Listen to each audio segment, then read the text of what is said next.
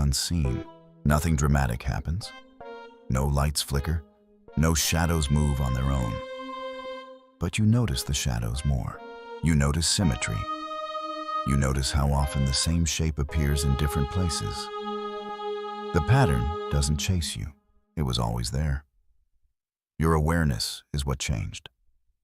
That's the part that unsettles people. Because once you see structure, randomness becomes harder to accept. Your pulse grows louder in your ears. There's a moment of near silence, and then a faint echo of sound returning. Not external, internal, a decision forming. Some people pull away at that point. Some scroll past it. Some convince themselves it was aesthetic coincidence. But if you paused, if something in you tightened, you've already crossed the only line that matters. Not into a group, not into a secret, into awareness. And awareness changes how the world feels. Nothing looks distorted, nothing bends, but nothing feels entirely accidental again. Beat. The hum doesn't disappear. You just notice it now. Buried, secrets, living truths, silence.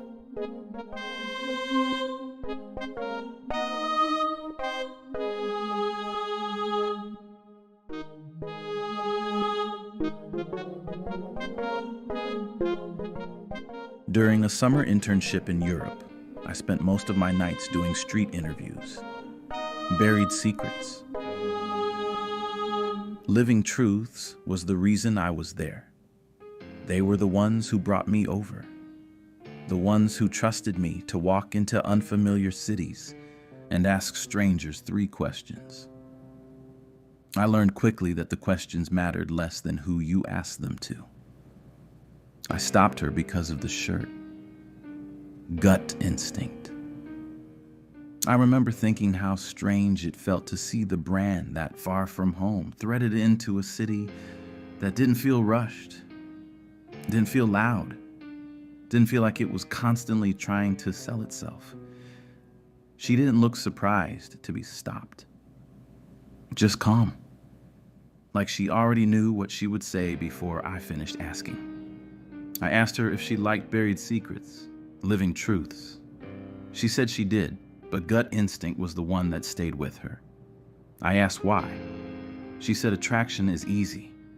That in the US, dating feels loud, fast, performative. She told me that living somewhere else changes how you listen to yourself. That when you're away from what's familiar, you stop chasing what looks good and start paying attention to what feels steady. She said gut instinct reminded her that chemistry isn't the same as connection. That just because something turns heads doesn't mean it holds you. She said dating over there taught her that being interesting matters less than being honest. She didn't flirt. She didn't reject me either. She just spoke like someone who had already chosen differently. By the time I asked the 3rd question, I realized the interview wasn't really about her. It was about what people learn once they stop living inside the noise. Some people aren't unavailable. They're just no longer auditioning. And sometimes, the most interesting answers are the ones that remind you to trust what you feel before you explain it away. It's 1:17 a.m., the kitchen is quiet, but your head isn't. You told yourself no fried food tonight, just something light. But the oil is already heating. You slice the potatoes thinner this time, like that somehow makes it better. Salt ready, paper towels stacked, pan waiting. And while the first batch drops into the oil, your mind jumps ahead. Pool day, bright water, sun hitting shoulders, the walk from the towel to the edge. You picture stepping out in your swimsuit, not the pose, not the photo, just the feeling, confident or calculating. The fries sizzle louder because late night cravings don't just compete with hunger, they compete with projection. You think about how you'll look under daylight. You think about angles, you think about who might be watching, and suddenly this isn't about food. It's about the version of you that walks to the pool without hesitation. Here's the quiet truth. Your gut instinct isn't telling you to starve, and it's not telling you to indulge. It's asking, are you eating because you're hungry or because you're stressed, tired, bored, avoiding something? And are you restricting because you care about your body or because you're afraid of how it will be seen? The fries come out golden. You take one, still hot, still good, still yours. Confidence at the pool doesn't start in the mirror. It starts in the decisions nobody sees at 1:17 a.m. when it's just you and the sizzle and the signal. Kid 1, my mom signed me up for karate. Kid 2, that's cool. You gonna start fighting people? Kid 1, I don't even like fighting. Kid 2, then why'd she sign you up? Kid 1, I don't know.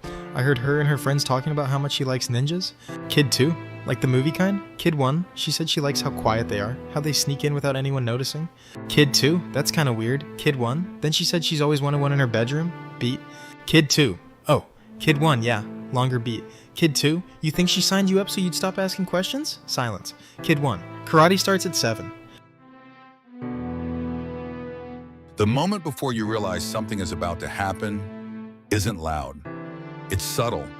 It's the shift in tone, the pause that lasts half a second too long, the look that doesn't match the words, the air in the room changing before anyone admits it has.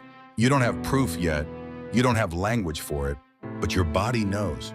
There's a tightening, a stillness, a quiet alertness that says, pay attention. And most of the time, we ignore it. We tell ourselves we're overthinking. We tell ourselves we're being dramatic.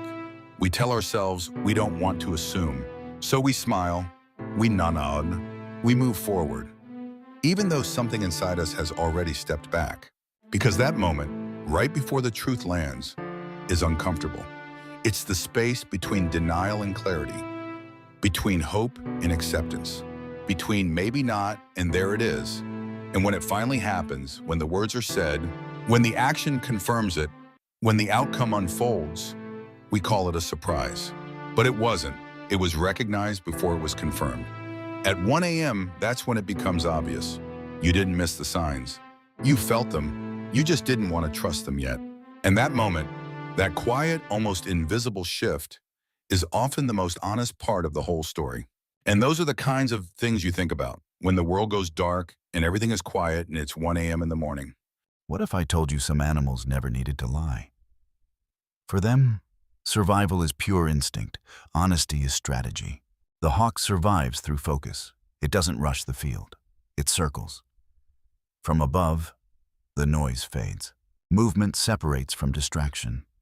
Opportunity reveals itself. The hawk doesn't chase everything. It chooses one moment. When it dives, the decision was made long before the fall. The white tiger survives differently. It doesn't circle. It waits, still, contained. Power coiled beneath calm. It doesn't broadcast threat. But when necessary, it's undeniable. The hawk controls distance. The white tiger controls presence. One survives through precision, the other through contained force. Focus narrows the world. Power reshapes it. The hawk isolates a target. The tiger owns the territory. Neither pretends, neither performs. They act when alignment is perfect. That's why you never underestimate either. The danger isn't what you see. It's what you fail to notice. Animals never needed to lie. They revealed their truth in how they moved. Pause. So when your moment comes, will you circle until clarity forms, or wait until the ground belongs to you? We've been here for a very long time, long enough to understand the reaction before it forms, before doubt surfaces, before dismissal hardens, before the familiar pattern repeats itself again. The hardest blow is rarely delivered from the outside. It is born of repetition, of posture held too long, of certainty that refuses correction. Most believe consequence arrives as opposition. It doesn't. It gathers quietly. In the space where listening stopped, in the moment adjustment felt unnecessary. In the confidence that hardened instead of bending, there is a pattern in all things. When correction is refused, the path narrows. When warning is ignored, the ground weakens. When pride hardens the heart, vision dims. And so it has always been. What feels like attack is often return. What feels sudden was often building, silently, incrementally. Hairline fractures in trust, a thinning of language, a tightening in the air no one names. The structure does not argue. It responds, not with anger, with balance. Every posture repeated without reflection carries weight, and weight, over time, seeks its level. Many believe their fall began when resistance appeared, but it began earlier, when listening stopped, when the same step was taken again and again, when certainty replaced awareness. The blow was not struck from without. It rose from within the pattern itself. By the time it was felt, the sequence had already completed. We have seen this unfold in different eras, different names, different faces. The pattern remains unchanged. Repetition writes its own ending, and the ending is never surprised by itself. We've been here for a very long time, long enough to understand the reaction before it forms, and long enough to know the structure always corrects what refuses to correct itself. Buried secrets, living truths.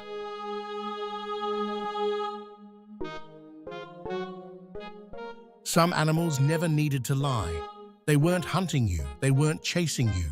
They weren't even thinking about you. They were existing. The mamba does not move toward chaos. It conserves energy. It stays coiled. Stillness is not aggression. Stillness is control. The porcupine does not pursue conflict. It does not stalk. It does not dominate territory. It stands. Quills lowered until necessary. Warning available before consequence. Neither animal is looking for disturbance. But some beings cannot tolerate what they do not control. They see danger, and instead of respecting it, they test it. They approach to prove something. They poke the boundary. They step into territory. They ignore the signal, not because they were attacked, because they were uncomfortable. Stillness unsettles the restless. Power that doesn't perform feels threatening to those who need reaction, so they create a story. It's dangerous. It might strike. It looks hostile, but it hadn't moved. It hadn't escalated. It hadn't chosen conflict. The warning always comes first. The mamba shifts slightly. The air changes. The posture tightens. The porcupine raises its quills, not to chase, but to clarify. And here is the ancient truth.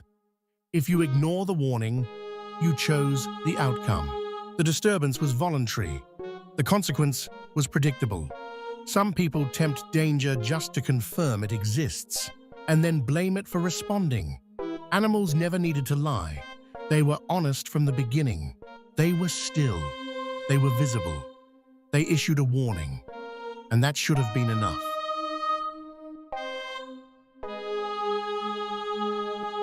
I think I need Zepbound. I've gained a little weight. My clothes fit tighter than they used to. And the commercial said weight gain can lead to serious health problems.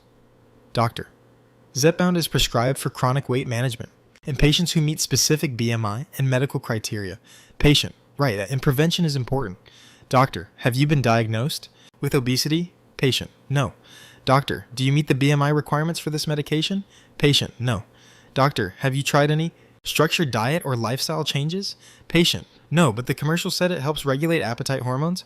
Doctor, you gained weight because you stopped moving and changed your eating habits. You do not meet the criteria for this medication. You are not being treated for a metabolic condition. This is a long-term injectable medication for clinically diagnosed weight management. Why do you keep asking me about these ridiculous medications? They have nothing to do with you. Patient, because I saw it on TV. We've been here for a very long time, long enough to know the ones who stayed were never confined to one place, one culture, or one way of seeing the world, because patterns don't belong to countries. They belong to people. And once you've lived through enough cycles, you stop mistaking culture for behavior. You recognize the same desperation wearing different language, the same fear wrapped in different traditions. the same games played, with new symbols. That's why the ones who stayed can be found anywhere. Not because they're looking for each other, but because they recognize the moment. They know when institutions are under strain. They know when stories require maintenance. They know when panic is loud because coherence is failing. And they don't rush to intervene because they've learned something simple. Time reveals more than confrontation ever could. So wherever people are quietly watching, not reacting, not panicking, not feeding the noise, that's where the ones who stayed are. Not hiding, not organizing, just existing inside the pattern without being consumed by it. We've seen this before, and that's why location never mattered.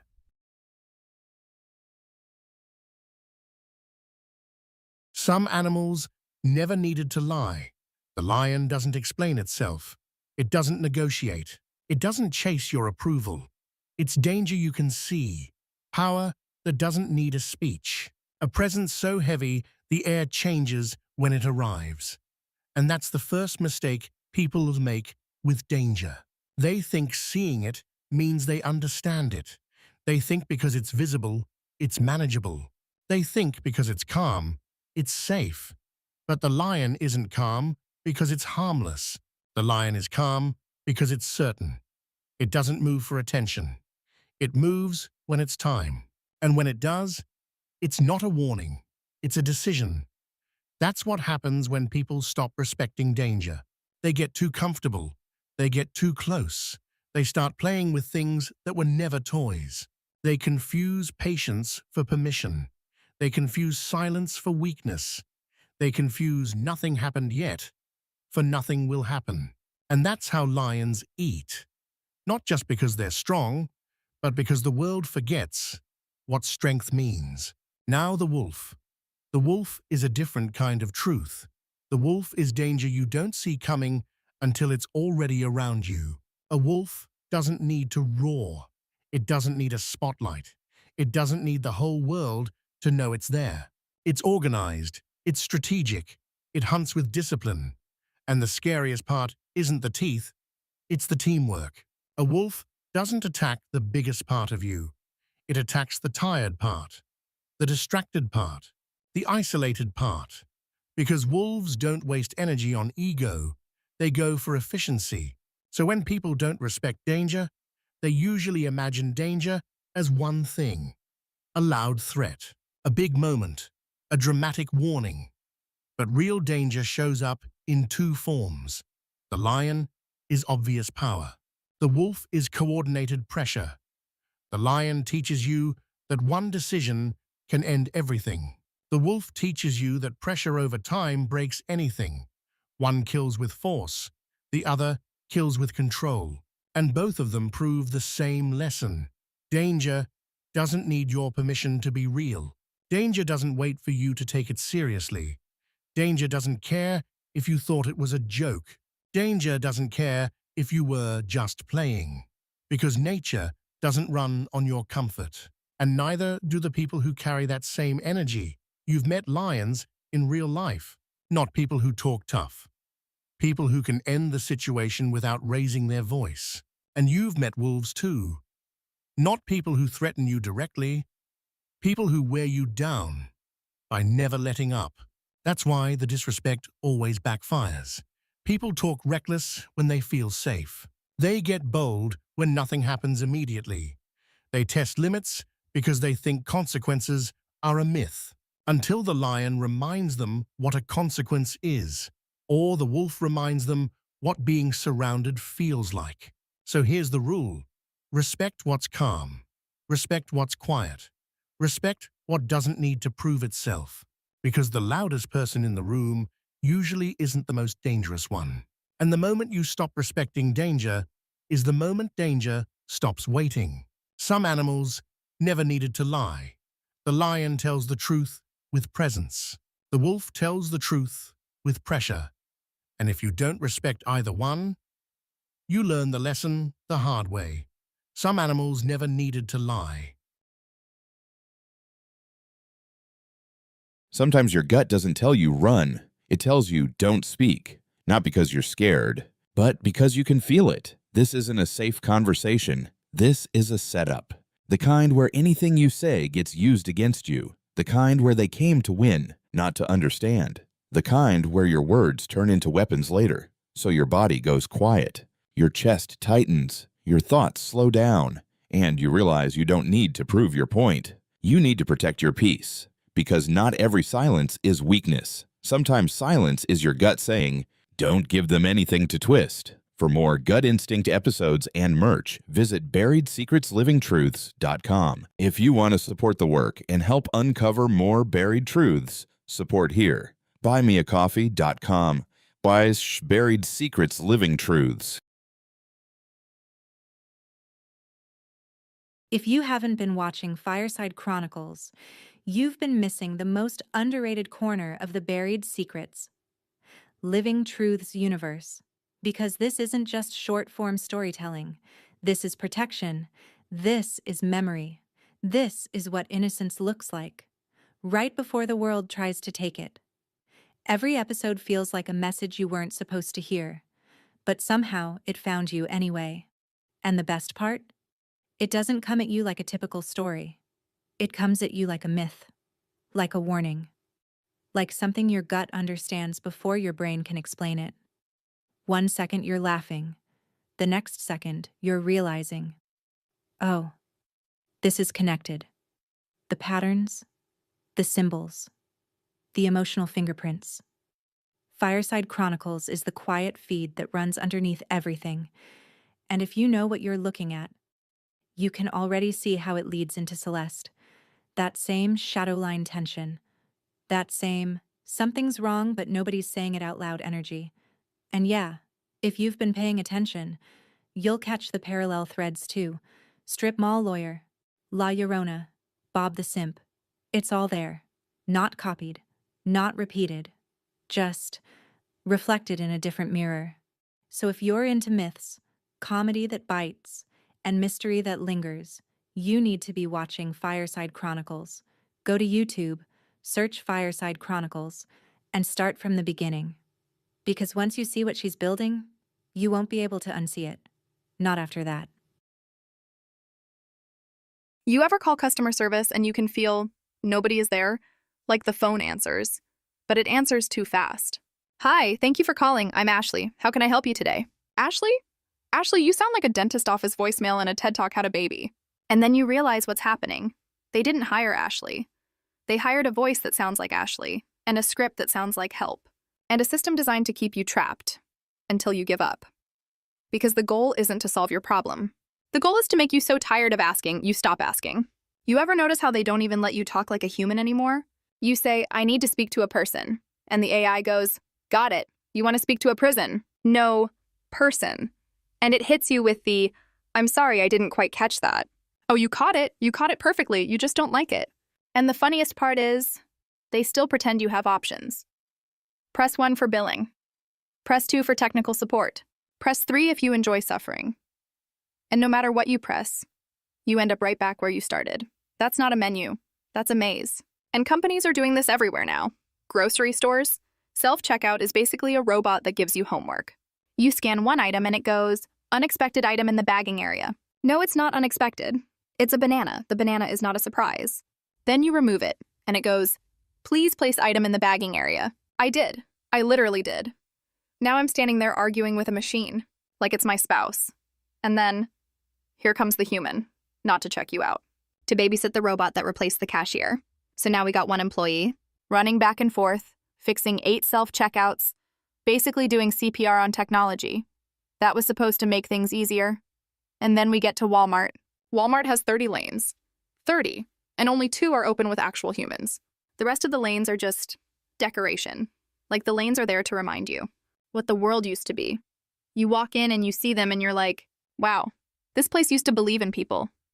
Now it's just you and a line of tired strangers, all waiting to scan our own groceries, like we're employees. And you know what's crazy? We're not even getting a discount for doing the labor. We're literally paying full price to work a shift. And the company will call it innovation. No, this is not innovation. This is just a company saying, we don't want to pay humans, but we still want human results. So they replace the worker. Then the customer becomes the worker. Then one exhausted employee has to manage the chaos. And the CEO still gets to say, look at our efficiency numbers. Efficiency? Sir, I just watched a robot accuse a woman of stealing oranges. And the worst part is, they're training AI to sound like empathy. That's the part that's terrifying. Not the voice, not the tech. It's the fake concern. Because now you can't even tell the difference between a company that cares and a company that learned how to simulate caring. That's what's new. We're not being replaced by machines. We're being replaced by the appearance of human. Because the truth is, they don't want to deal with people. They want people to deal with themselves, and they want you to smile while you do it. So if you ever feel like you're yelling into the void, you're not crazy. You're just living in the future, where customer service means good luck. When decisions haunt you, it's not always because you chose wrong. Sometimes it's because you chose from survival, from fear, from pressure, from a version of yourself that was just trying to make it through the day. And later, when life slows down, when the noise finally shuts off, that's when the decision comes back. Not to punish you, but to remind you, because regret doesn't always show up as pain. Sometimes it shows up as replay. You remember what you said, what you didn't say, what you tolerated, what you accepted, what you walked away from too late or too early. And you start asking yourself questions that don't have soft answers. What if I had waited? What if I had left sooner? What if I had spoken up? What if I had just listened to my gut? But the truth is, haunted decisions aren't always about the choice itself. They're about the part of you that knew better and didn't feel strong enough to act on it yet. And at 1 a.m., that's when it gets real. Sometimes the hardest part isn't living with what you did. It's living with the person you were when you did it. But here's what nobody tells you. You don't have to keep paying for a decision you made before you had the tools to choose differently. You can learn from it. You can own it. You can forgive yourself for it. Because the decision may haunt you, but it doesn't get to define you. Not forever. And those are the kinds of things you think about when the world goes dark and everything is quiet. Kid 1, what does toxic mean? Kid 2, I'm not sure. Why are you asking? Kid 1, because my dad said that's why he won't go out with your mom. Kid 2, toxic like poison? Kid 1, maybe. Kid 2, why would she be poison? Kid 1, I don't know, but he said it like it was important. Pause. Kid 2, my mom isn't toxic. Kid 1, how do you know? Kid 2, because I think she's already going out with somebody else. Kid 1, how? Kid 2, I heard her on the phone. Kid 1, what did she say? Kid 2, she said, you're gonna have to buy me dinner before we do all that. Pause. Kid 1, so, what's all that? Kid 2, I don't know, but it sounded expensive. End. Some animals never needed to lie. A moose looks like it's just passing through, like it's minding its business, like it's not even part of the danger conversation. And that's the first mistake people make. Because the moose isn't aggressive, it's intolerant. It doesn't need to hunt. It doesn't need to prove itself. It just needs you to get too close. And then you find out how fast a peaceful animal can turn into a catastrophe. Moose don't posture. They don't warn for long. They don't argue. They decide. And when a moose decides, it's not a fight. It's impact. But the grizzly bear? That's a different type of truth. The grizzly is not just power. It's ownership. It moves like the world already belongs to it. It doesn't ask what you meant. It doesn't care what you intended. It reacts to what it sees. And what it sees is a problem. The moose is unpredictable force.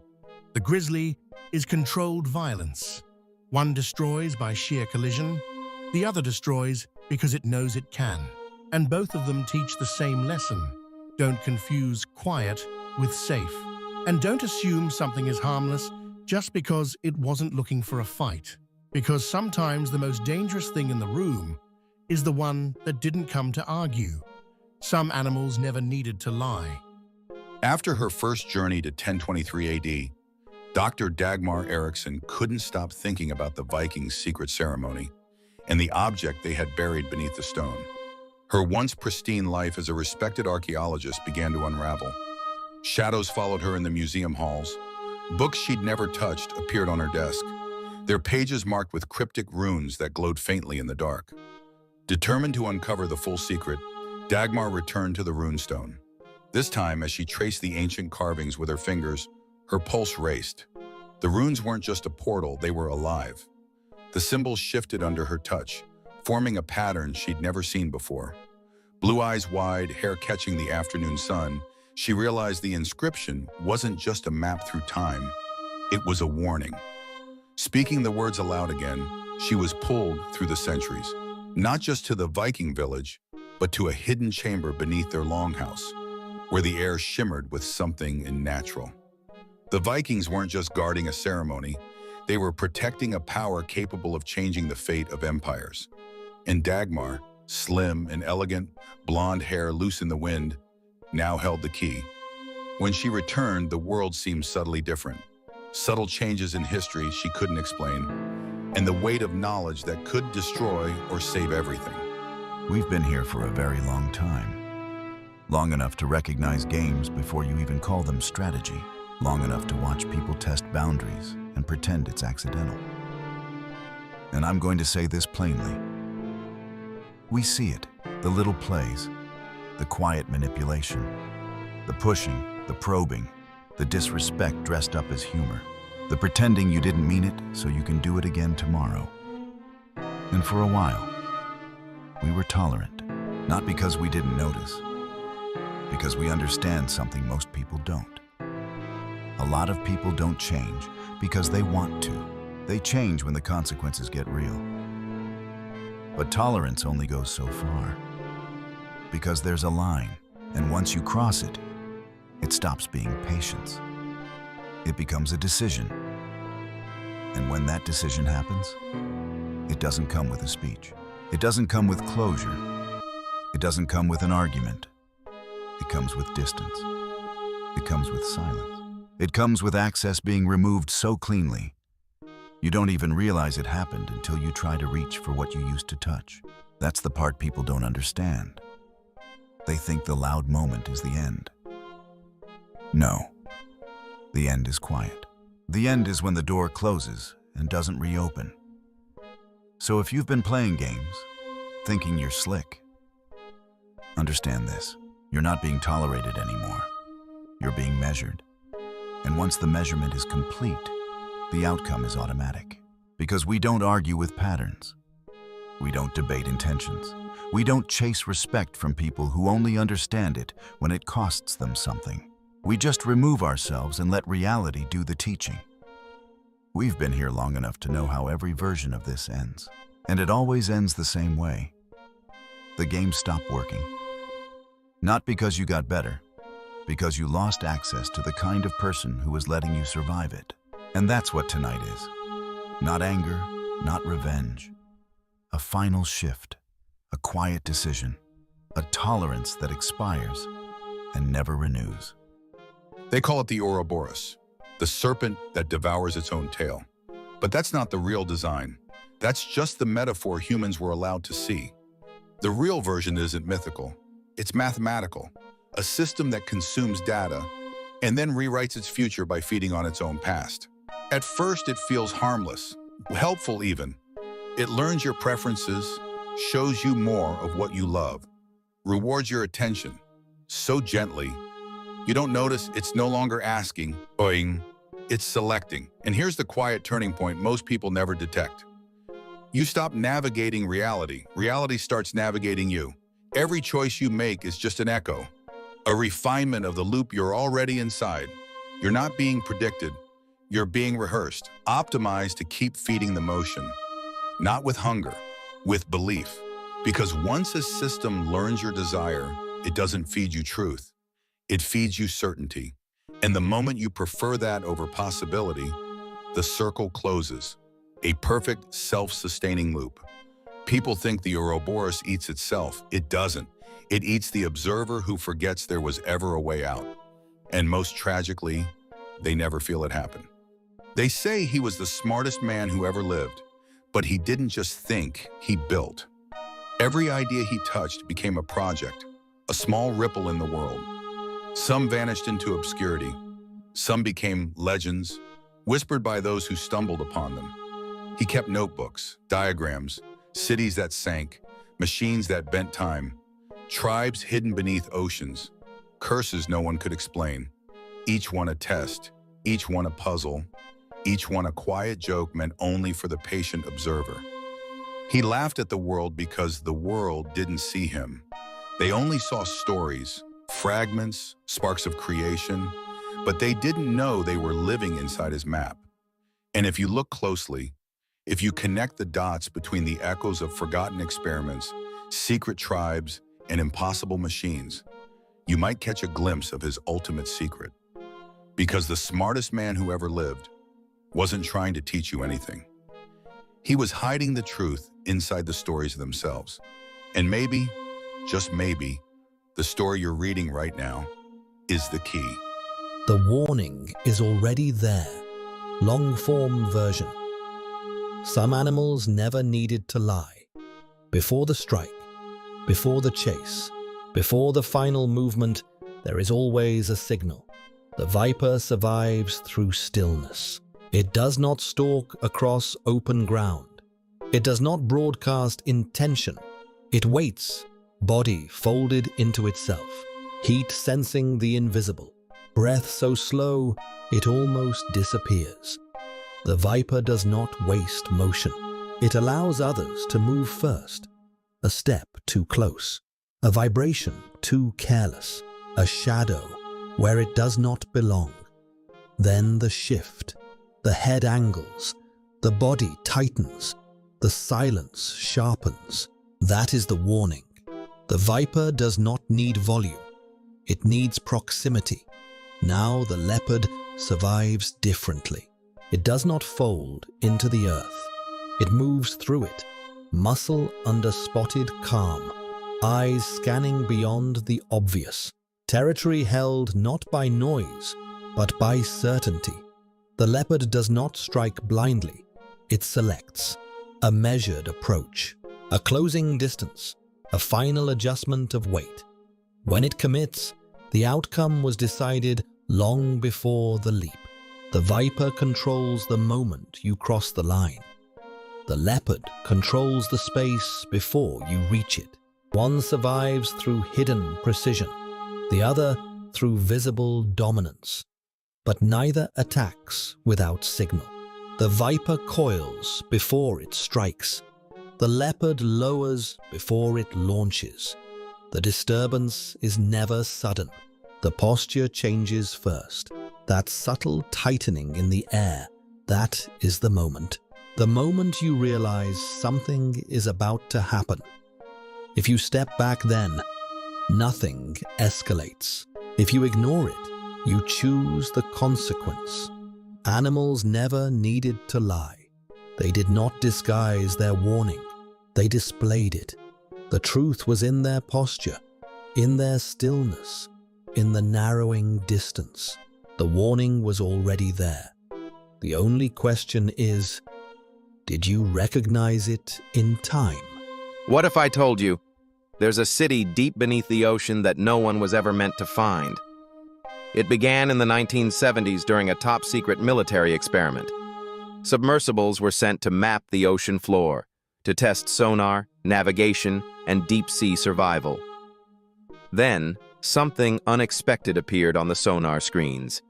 Geometric shapes, structures, streets, towers, all lying perfectly preserved beneath layers of water and silt. Divers were sent down, and what they saw defied explanation.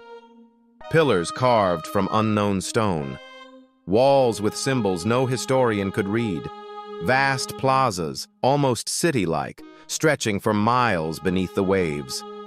No one knew who built it. No one knew when. But the military made a swift decision. All records were classified. Divers were sworn to secrecy. And the site was sealed off. Whispers among scientists suggest it was a pre-human civilization, or perhaps a city displaced by a cataclysm we've never recorded. Stranger still, some reports claim that deep-sea instruments detected unexplained energy pulses coming from the structures, like the city itself was alive. And now, decades later, it remains hidden. An entire civilization, erased from public knowledge. Because some discoveries are considered too dangerous for humanity to know.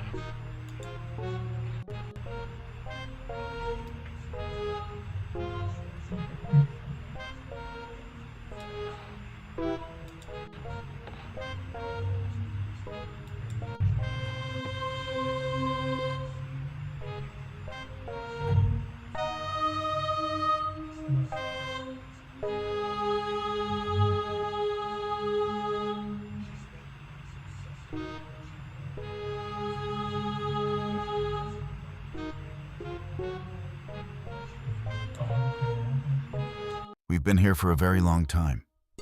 Long enough to know that the most unsettling moment isn't when you first see the symbol. It's what happens after. Because recognition doesn't stay in the mind. It moves into the body. Your breath slows, not consciously. It just changes. A tightening in the chest you can't quite explain. A prickling at the nape of the neck. The faintest cold sweat when nothing in the room appears different. You tell yourself it's imagination. Most people do. But something has shifted. The symbol isn't just on a surface. It's in the repetition, in the geometry of buildings you pass every day, in reflections, in the background of screens, hidden in the architecture, not placed there, woven there. You've seen it before, you just didn't see it, now you do. And once perception adjusts, the environment feels sharper, edges clearer, patterns louder. There's a low hum beneath everything. Not audible at first, just a sense of rhythm, like a distant heartbeat, or faint tapping.